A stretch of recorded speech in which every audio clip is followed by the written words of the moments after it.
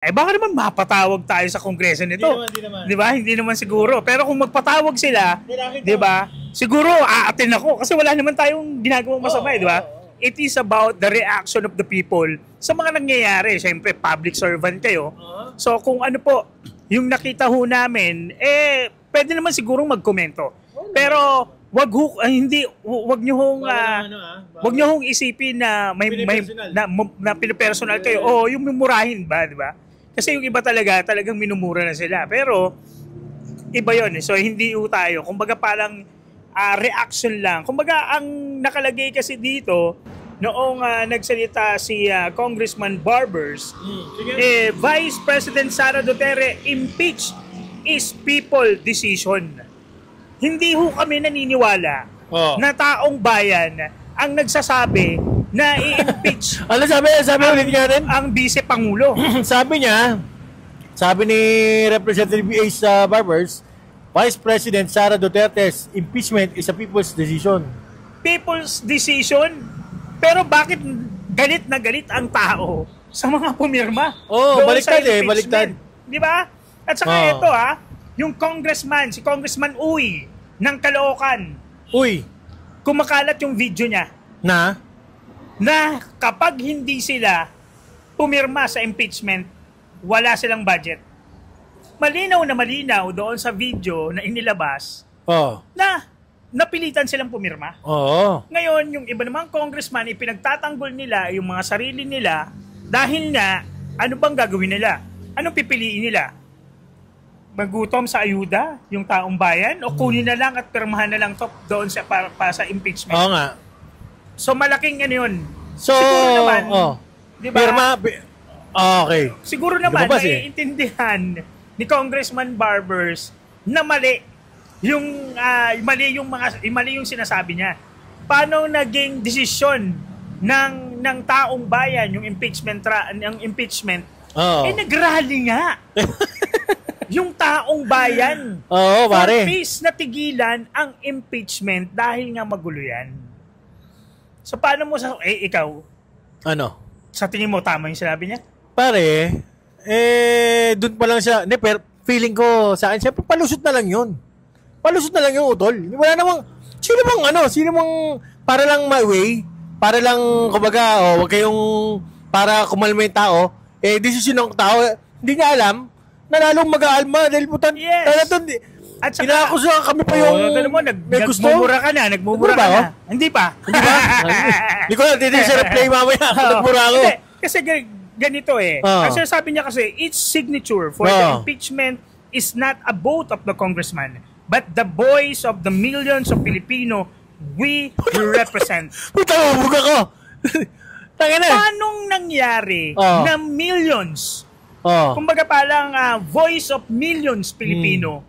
Yung sinasabi mo, nakagustuhan ng mga Pilipino, nai-impeach si Inday. Nung nag-rally nga kayo, wala.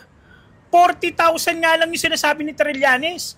Totoo ba? Totoo bang 40,000 yun? Nasa 40,000 wala nga 40,000 yun Walang drone shot no? Kaya wag nyong lolokohin ng taong bayan. Kasi may social media na. Plus, lumabas yung video ng mga senior citizen na hindi binayaran. Di ba? Magkano yun, sabi? 1,000 pesos. 1K each. Diba? Pag pumunta ka raw. Tapos, pag pumunta ka doon, kumbaga parang ang hinar ata nila dyan is mga senior citizen. Para para kahit paano. Pero automatic na yan. Kapag yung mga akbayan nagyaya, yung mga leftist na youth or something na organization, talagang sasama yan. Pero hindi umabot ng milyon yung nagprotesta. Ayun. Kahit yung sinabi nila na for peace, yung alam mo yung nagsimba? Sila Laila de Lima? Ilan lang yung pumunta? Napuno ba yung simbahan? Di ba? Yung iba nga na nakikita mo sa picture, nakasimangot pa sa inyo yung kasi nga singit-singit pa kayo doon sa mass nila. Di ba? So, ganun po yung ganun po yung nangyayari. Kaya, yung sinasabi ni Congressman Barbers, hindi po totoo yan. Kahit ipatawag niyo po kaming dalawa sa Kongreso. Galing na ako ron eh. Actually, galing na ako ron. Nakausap ko pa nga yan eh. Tsaka si Atty. Rowena eh. Hindi, noong may ano. May session dun eh. Kumbaga, dapat hindi na bobo yung Pilipino ngayon eh. Hindi, Because of social media, namumulat natin yung ating mga kababayan doon sa mga nangyayari sa ating bansa. Kaya hindi na makakalusot talaga yung mga ganyang mga statement o mga ganyang mga message. Yeah. Hindi na talaga. Di ba? So, ano ba yung sinasabi niya? At sa meron siyang sinabi, si Kong Babers, na wala rin kapalit yung pagpirma sa impeachment. Ikaw, naniniwala ka? Imposible. Hindi naniniwala ang taong bayan. Kasi nga may viral video eh. Mga congressman na nagmamalinis, di ba?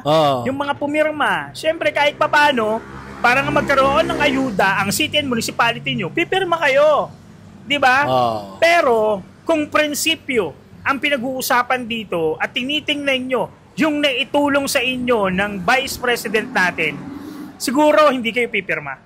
Pero dahil nga sa dami, tapos lumabas pa. Parang may humabol. Oo. May humabol kasi nung last time, nung sa vlog natin, episode natin last time, 215. May humabol ng 25. May humabol ng 25. Ito nga yung Ito hindi ho sa amin galing to. Ito yung kumakalat.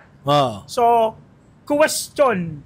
Ang tanong, saan galing yung 25 million sa AKAP, 25 million sa AX, at 100 million sa project. So, kung lalapag yan ngayong eleksyon, di ba? Ngayong eleksyon, siguro naman, talagang mananalo yung mga congressman na may kalaban. Pero, sa unang vlog nga natin, sa nauna nito, sinasabi ko nga po, na siguro yung walang kalaban ngayon na pumirma sa impeachment sa 2028 ay baka meron ng mga kalaban yan. Di ba? Malamang. Kumbaga parang, kasi ang nangyayari, kumbaga parang ang suggestion ng ibang mga kababayan natin, yung mga based doon sa mga comment, sino ba yung mga congressman na pumirma niyan? Itandaan yan para sa next election, hindi na makaulit yan. Pero ka ba? May listahan dyan? Marami. Hindi, yung mga nagno na lang? Oo, yung mga... Yung mga nagno. Hindi. Wala na, yung mga nagno. Yung mga hindi pumirma. Senator, hindi, Senator ba? Congressman ba? Congressman Jolo Revilla, Congressman Brian Revilla. Tsaka Lani. Congressman Lani, yan yung hindi mga pumirma. Mga Revilla. Si Gomez, hindi pumirma yan. So marami akong... Sino ba yun? Richard Gomez. Hindi rin parang wala lang akong list nung mga hindi pumirma, pero saludo tayo diyan. Saludo tayo diyan. Kasi hindi nila tiningnan yung sinasabi ng iba na presyo. Diba? Na pressure o na presyo? Na presyo, ano? Pareho. Parang gano'n, no? Na pressure. Na presyohan. Pumirma ka. Di ba? Nape-pressure po ako eh. Tapos yung humabol, ba't sila wala? Kahit kami wala pa. Habol po kami. Yun nga lang. Ang sinasabi dito, kung namahagi ng AKAP, ipakita yung list ng AKAP. So, kailangan magkaroon ng audit. O kailangan ma-liquidate lahat ng documents ng AKAP. Ayun. So, para makita na talagang pumunta. Kasi ang daming question, 5,000, nakuha nga ba to ng mga kababayan natin na nangangailangan yung 5,000? O baka naman 5,000 na pirmahan, 3,000 lang yung nakarating. So, may mga ganyang agam-agam sa mga comment na talagang makikita mo, tayo naman kasi hindi pa nakakatikim ng ng ayudang AKAP eh. Pare, dumaan nga wala nga tayong ayudang natanggap, di ba? Pero okay lang naman. Okay lang naman kasi. Pero hayaan na natin doon sa mga nangangailangan talaga. So, pabor na pabor naman tayo dyan dahil nga ang daming nangangailangan. And malaki naman talagang tulong ng AKAP kasi nga, yung AKAP kasi talagang nakakatulong yan. Kasi direct na cash assistance yan. Pero yun nga lang, kapag napaglaruan, na sinasabi nga na napaglaruan ng mga politiko, mahirap na. 'Di ba? Kumbaga parang hindi mo naman kailangan magkaroon ng utang na loob doon sa mga politiko na 'yon. Kumbaga parang obligasyon natin na magkaroon tayo ng ano ba tawag dito? Magkaroon tayo ng utang na loob sa kanila kasi nga nakatanggap tayo. Pero itong mga pumirma na to, pare, sa tingin mo, saan pupulutin to? Sa kangkungan yan. Pero, may bit-bit silang Oo, may bit-bit silang milyones. Pero, yun nga lang, nauubos yan. Milyon ang munggo, munggo yung sinasabi natin, munggo. Ang nakikita ko kasi dito, iba kasi yung laro ng politika, iba yung laro ng personalan. Kasi pag nagkaroon, although sabihin natin si BP, kumbaga parang ang personalidad ni BP, hindi mapaghigante. Hindi maghigante yan. Pero, actually, what if yung iba na mga kadikit ni BP Sara ang sumilip sa mga congressman na yan tungkol doon sa mga project nila. Hindi man layong mangyari yun. Diba? For example, lalo na yung may mga kaso. Diba? Lalo na yung may mga kaso. Kaya nga, ang sa akin dyan, bilang politika, ang naiisip ko dyan, yung pas na. What if na si BP Inday ang maging pangulo ng Pilipinas? Sure naman and then, lahat ng pumirma, silipin yung lahat ng project na ginawa nila. Nako, ayun. So, napakahirap niyan. What if mayayari ka ron. What if? Pero, hindi naman sinasabi natin na gagawin ni BP Inday yan. I'm sure. Sakali lang naman. Dahil sa nakikita natin figure ni hindi mapaghigante. Pero, ang iniisip ko nga dyan, syempre, hindi naman papayag yung mga nasa laylayan yan na ganun ang ginawa sa ating Vice President. Hindi, pare, tsaka yung mga... Kapag may mga in-appoint na yan. Yung mga ginipit ngayon, Yes, lalo yung mga ginipit ngayon. Yung mga inales. Kinulong. Oo, yung mga inales. Sa, kinontempt. Oo. So, tapos, hindi malayong mangyari yan na ngayon nagpapakasasa kayo. Pero sa mga susunod, yung mga congressman na gumawa ng katiwalian sa proyekto, sa ibang mga project, sa ibang mga ayuda, siguro naman, kapag tapos po nitong eleksyon na to at nanalo kayo, tingnan na po natin kung ano ang kahihinatnan nyo pagdating ng 2028 election. So, yun sila madadali. Diba? Kumbaga, yun sa akin naman yun lang yung iniisip ko. Kumbaga parang, alam ko naman. Pero ako excited kasi ako sa mangyayaring Sa tingin mo, ako kasi iba yung nakikita ko sa future o sa mga darating na araw, di ba? Naabangan ko yung may mag-aalsa. Baka may mag-alsa kasi nabibigon na dami nabibigon na siguro, sa administration. May ganyan sistema. Yung pumapasok yung people power. Nakita mo yung nandun tayo sa Rally for Peace, di ba? Ibang galit na yung tao Galit na. Sobrang galit na. So ngayon, talaga kung ikaw, senador, magbaback out ka Magbaback out ka kasi unang-una, ang mawawalang boto sa'yo, INC. Pangalawa yung membro ni Kibuloy. KOJC. Yung mga Katoliko na naniniwala kay BP Inday. Yung mga taga Mindanao. Na nag-join. Taga Mindanao, pare. Muslim community. Diyan pa lang sa mga yan, kung senador ka, mawawalan ka ng boto. Di ba? Laglag ka na. Laglag ka na talaga. Kasi nga, napakalalaki. Itong mga organization na to, napakalalaki ng makukuha mong boto. Sa Muslim community pa lang. Kahit sabihin mo, may isa yan. May unity na boto yan. So parang INC rin yan. Di ba? Kumbaga doon pa lang, kapag hindi ka naasama sa mga gusto nilang isama, yari ka na. Ayun lang. Di ba?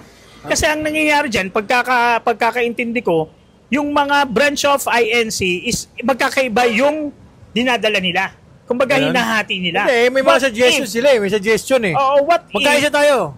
What if na magkaisa lahat ng regions, di ba, ng INC, na ito lang ang iboto? Ilaglag so, ang daming aabangan na naman. Kaya sa next balag po namin, sa next na pag-uusapan po namin, yung mga senador na tumatakbo. Dahil nga bukas, ang start po ng national campaign, ilang days yan? Kumbaga parang 2 months. 2 months.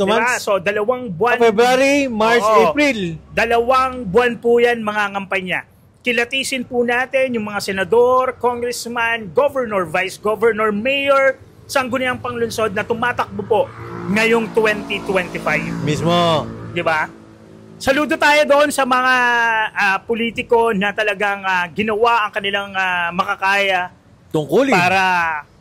para makapagserbisyo sa ating mga kababayan. Totoo, sa kanyang hindi mga yung kanto, diba? serbisyong... Yung bola-bola lang. Pero Oo. siyempre, lagi kong ipinagmamalaki dyan, ang aking mayor, si Sino? Sraik Revilla. Uy, kamusta? Diba? Kamusta? Walang kalaban po ang aming mayor. Kamusta? Thank you po, mayor. Kamusta? Wala pong kalaban yan dahil nakikita po ng mga Bacoreño kung ano pong tulong at serbisyo na ginagawa ni Mayor Strike, Strike no? Revilla ng mga Revilla sa lungsod ng Bacoor. Diba? Pero solid naman kasi ron, talagang... Yes. Actually, pare, hindi na papabayaan ng Revilla kasi ng Cavite. Oo, kumbaga lahat.